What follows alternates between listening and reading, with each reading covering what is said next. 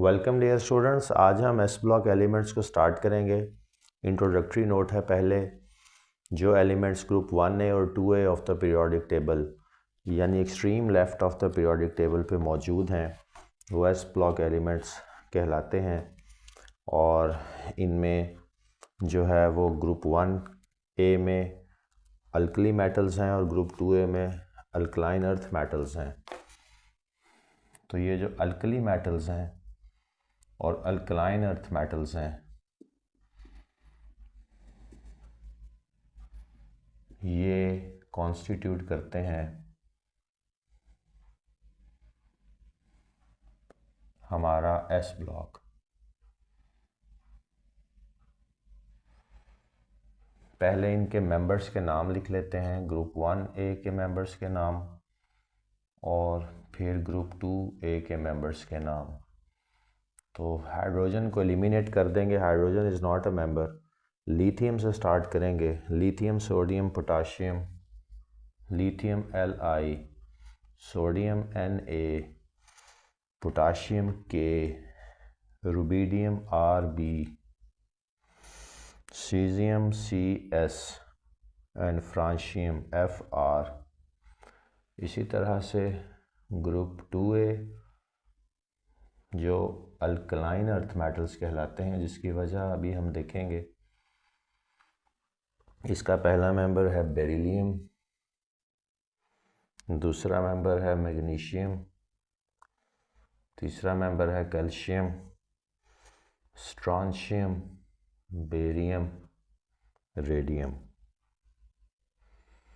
तो ये हैं अल्कली मेटल्स और अल्कलाइन अर्थ मेटल्स हैं क्योंकि इनकी एबिलिटी है to lose electrons to form positive ions. तो जब पॉजिटिव आयंस फॉर्म करने की सलाहियत है तो ये एक मेटेलिक करैक्टर है, वन ऑफ द फंडामेंटल।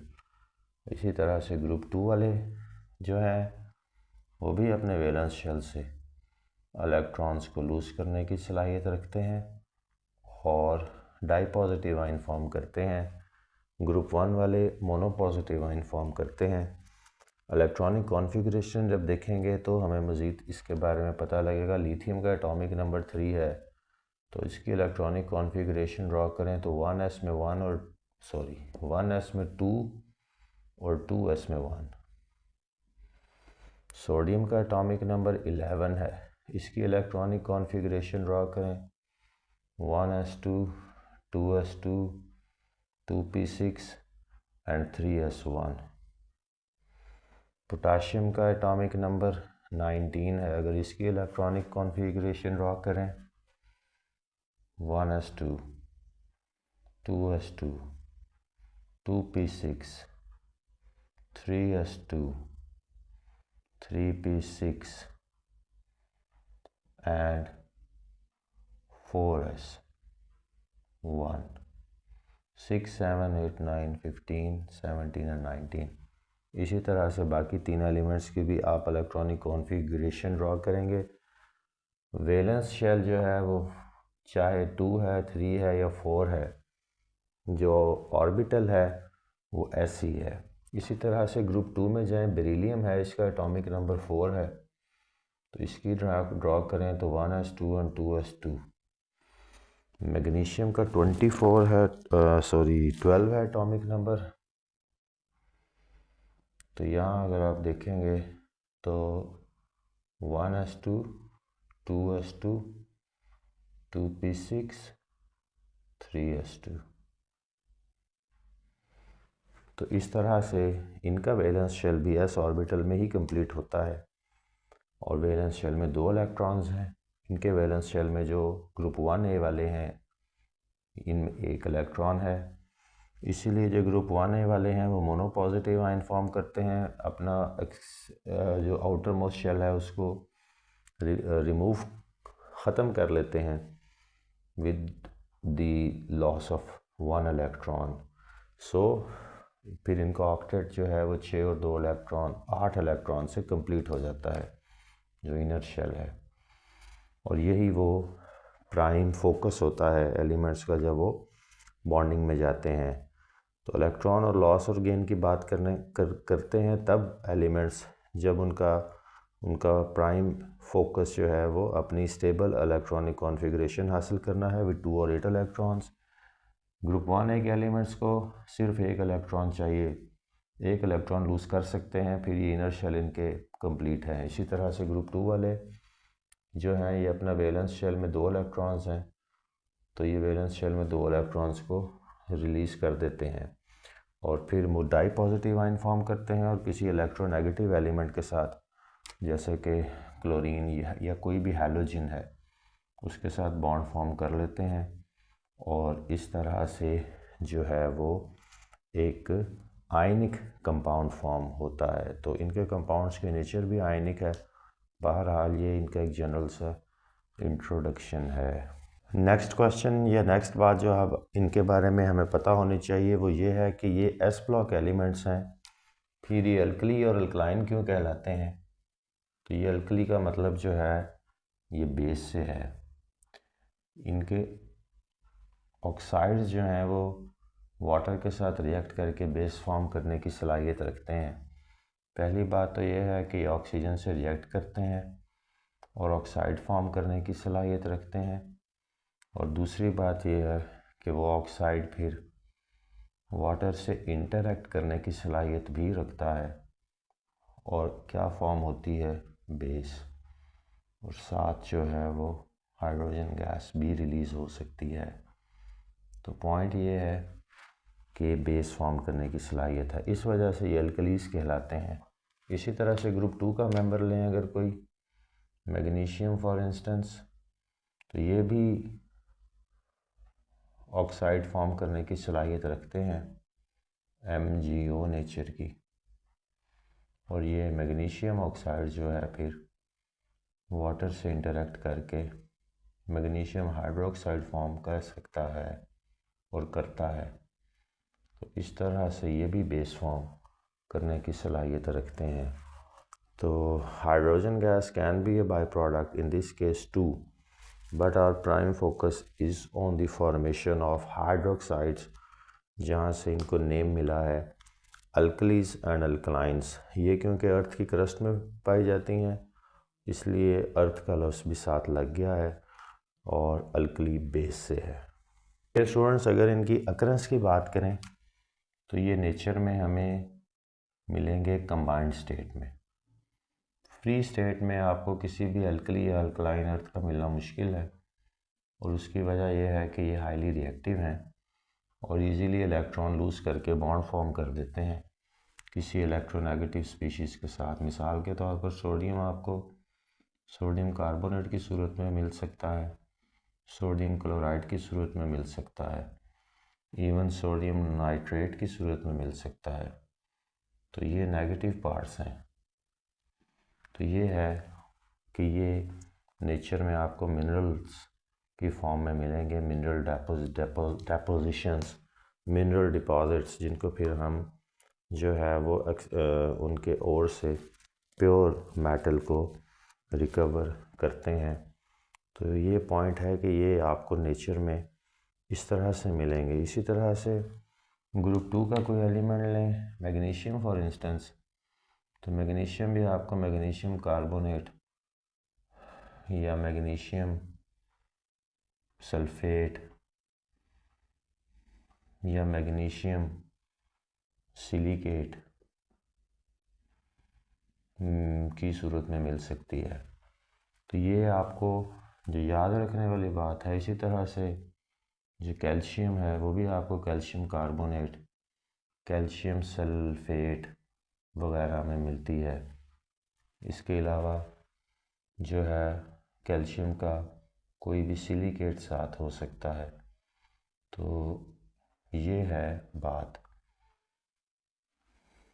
कि ये आपको इसी तरह से मिलेंगे। फिर आप इनको मिनरल्स को इनके ओर से जो है वो आप एक्सट्रैक्ट करेंगे प्योर मेटल्स को, जो इसकी अपनी एक प्रोसेसिंग है। ये मैंने कुछ नाम लिखे हैं नेचर में एग्जिस्ट करने वाले मिनरल्स के, जिनमें हमें जो है वो अल्कली और अल्कलाइन मेटल्स मिलती हैं। जिनसे रॉक सॉल्ट है, sodium chloride, Chile saltpetre, sodium nitrate, जिनके कॉमन नेम्स हैं नाट्रॉन, सोडियम कार्बोनेट का हाइड्रेट है, बोरेक्स जो है सोडियम बोरॉन और ऑक्सीजन का कम्बिनेशन है और वाटर हाइड्रेट है।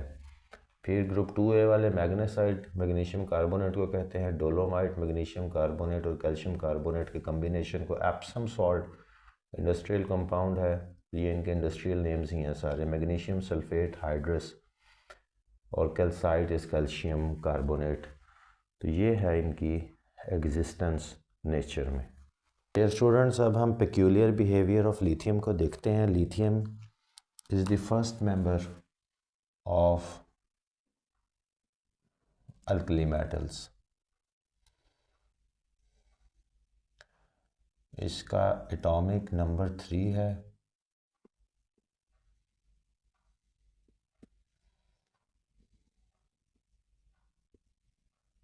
और इसका एक्सट्रीमली स्मॉल साइज़ है और एक्सट्रीमली स्मॉल साइज़ की वजह से चार्ज टू रेडियस रेशो भी इसकी ज़्यादा है। तो जो चीज़ें इसको बाकियों से डिफ्रेंशिएट करती हैं वो फैक्टर्स ये हैं, extremely small size,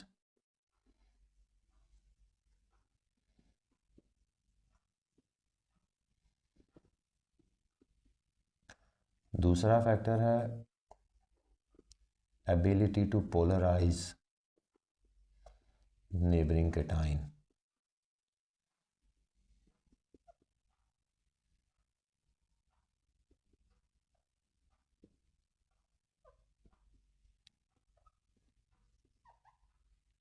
neighbouring anion यानी अपने साथ वाले जो इसके साथ एनायनिक पार्ट होगा, क्योंकि ये मेटल है और मेटल के तौर पर ये पॉजिटिव इन नेचर है, पॉजिटिव आयन फॉर्म करती है। तो जो नेगेटिव इलेक्ट्रोनेगेटिव पार्ट है कोई भी, जैसे कि ये हैलोजन मैंने लगाया है, तो इसके इलेक्ट्रॉनिक क्लाउड को डिसरप्ट करने की सलाहियत ये रखती है और इसको एबिलिटी ऑफ पोलराइजेशन या पोलराइजेशन पावर कहते हैं।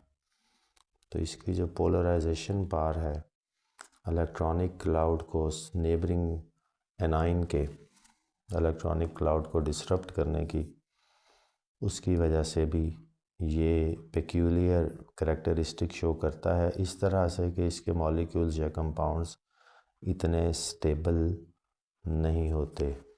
तीसरी चीज़ जो है वो high charge to radius ratio है।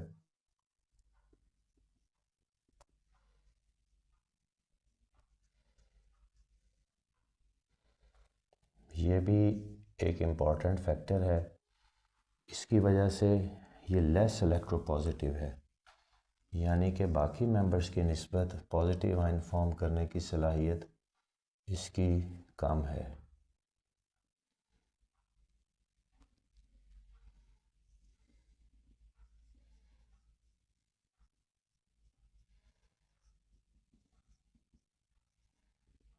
और ये है इसकी पांचवी बात जो इसकी पता होनी चाहिए वो हाई आयोनाइजेशन एनर्जी है। स्मॉल साइज़ की वजह से इसके वैलेंस शेल से इलेक्ट्रॉन को रिमूव करवाना मुश्किल है, तो आयोनाइजेशन एनर्जी की वैल्यू ज़्यादा होगी और काफ़ी ज़्यादा है बाकी मेंबर्स से फ़र्क पे। उसकी वजह से इसका इलेक्ट्रोपॉजिटिविटी का करैक्टर कम हुआ और चार्ज टू रेडियस रेशियो ज़्यादा है। स्मॉल साइज़ और चार्ज कंपैरेटिवली ज़्यादा, और पोलराइजेशन की कैपेसिटी नेबरिंग एनाइन को ये डिस्टर्ब करता है, उसके इलेक्ट्रॉनिक क्लाउड को। स्मॉल साइज़ है तो डिस्टर्ब करने की सलाहियत ज़्यादा रखता है नेचुरली, और स्मॉल साइज़ का फैक्टर बोल दिया। अब यहाँ पे इसकी वजह से ही हैं बाकी सारी चीज़ें भी इसकी। पहली चीज़ तो ये है कि ये इसके ऑक्साइड्स जो हैं नॉर्मल हैं, ऑक्सीजन से इंटरेक्शन में सिर्फ इट फॉर्म्स नॉर्मल ऑक्साइड्स।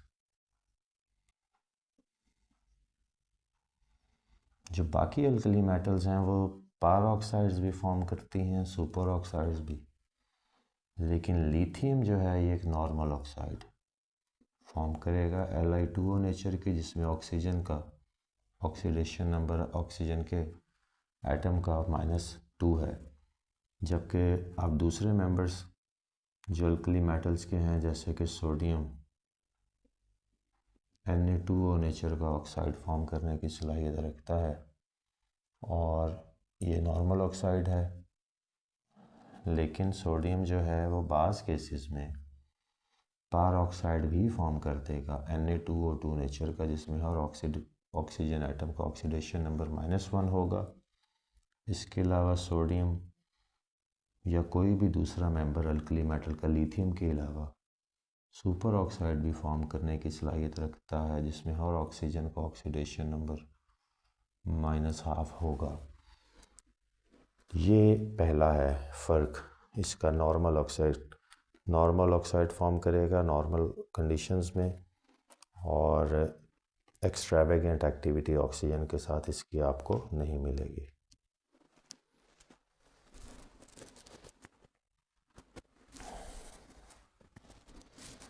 दूसरा फ़र्क जो है वो इसके हाइड्रोक्साइड्स का है। इसके हाइड्रोक्साइड्स हों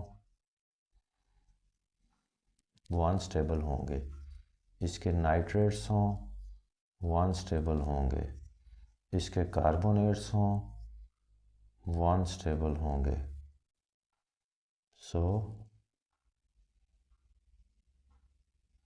उसकी वजह यह है कि ये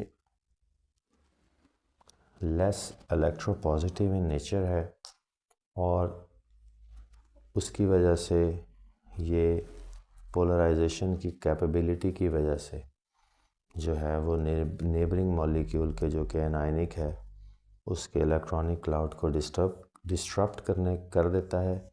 तो मॉलिक्यूल जो है वो खुद ब खुद अनस्टेबल हो जाता है।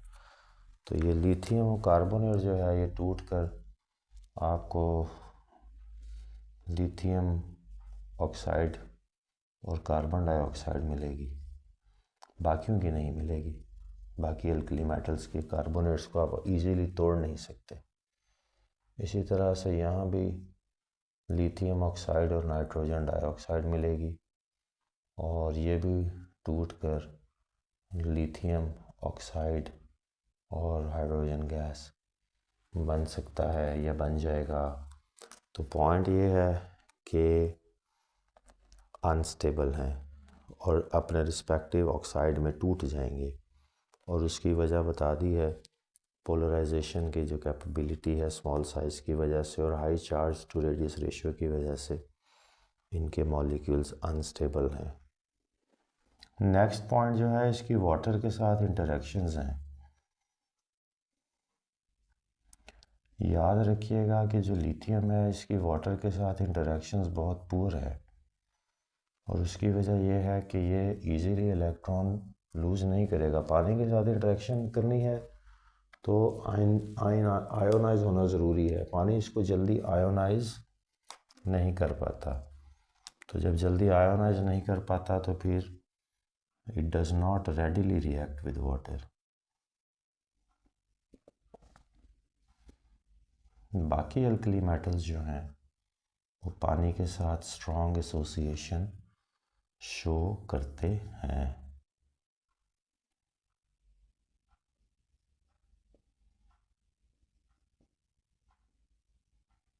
So it does not readily react with water. ये लिथियम के लिए एक्सेप्शन है।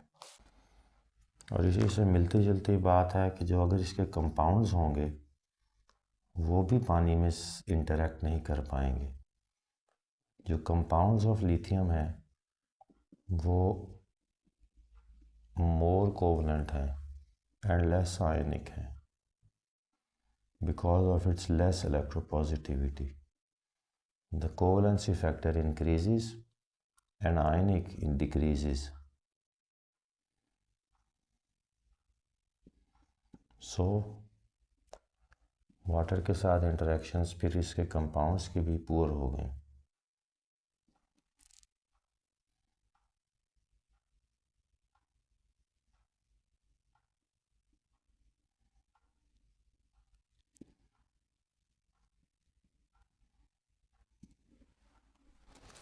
It's a very powerful reducing agent.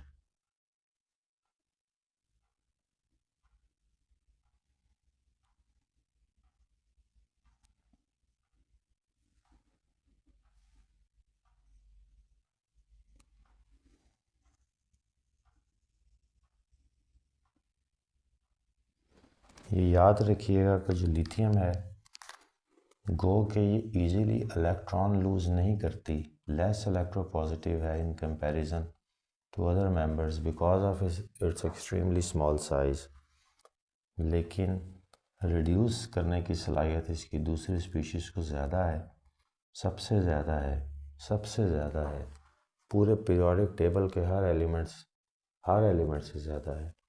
और उसकी वजह इसकी हाई हाइड्रेशन एनर्जी है।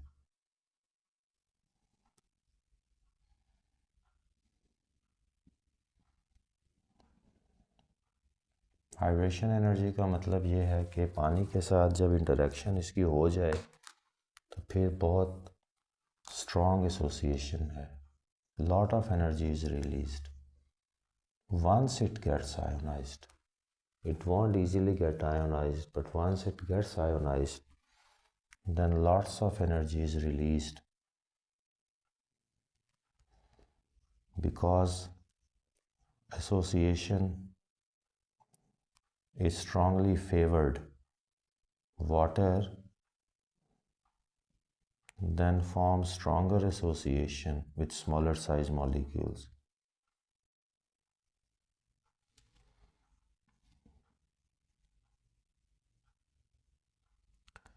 तो यहाँ हाइड्रेशन एनर्जी की जब बात आ गई है तो फिर इसके वाटर के साथ जब इसका एक मौजूद हो मिक्सचर या वाटर के साथ जब इसकी इंटरेक्शन हुई हो तो उस केस में फिर ये जो इसकी रिड्यूसिंग कैपेबिलिटी है वो मैक्सिमम होती है। तो नॉर्मल स्टेट में हम इसको कंसीडर नहीं कर रहे, ये वाटर के साथ इंटरेक्शन के नतीजे में जो हाइड्रेशन एनर्जी है या हीट जो सिस्टम से रिलीज़ होगी वो बहुत ज़्यादा है, क्योंकि ये वाटर के साथ इंटरेक्शंस फेवरेबल हैं due to its smaller size.